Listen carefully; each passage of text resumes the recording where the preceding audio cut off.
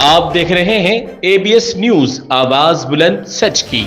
नाजरीन, सहाफत एक ऐसा मकाम, एक ऐसा नाम है जिस पर लोग आंख बंद करते हुए बहुत भरोसा करते हैं, लेकिन जब से मरकज में जाफरानी सरकार आई है तब से सहाफत को दागदार किया जा रहा है। कुछ सहाफी हजरात कुछ चंद पैसों के लिए या कुछ नाम की झूठी शोहरत के लिए भी अपनी सहाफत को दागदार करते हुए सहाफत को बदनाम कर रहे हैं। इसी लिहाज से उनका नाम गोदी मीडिया पड़ गया, जो झूठ की भी बेतहाशा तारीफ करते हैं। एक वीडियो में देखिए जहां पर कुछ अवाम गोदी मीडिया का बाइकआउट कर रही है और इसमें नामवर एंकर भी मौजूद है। मैं नाम लिए बगैर बताऊंगा कि किस तरीके से ये मुसलमानों के खिलाफ हमेशा जहर उगलते आ रही है। इसकी वजह से इन्हें आज सारी दुनिया के अंदर जलालत का सामना करना पड़ रहा है। आइए देखिए आप भी एक नमूना गोदी मीडिया के बाइकआउट करने का।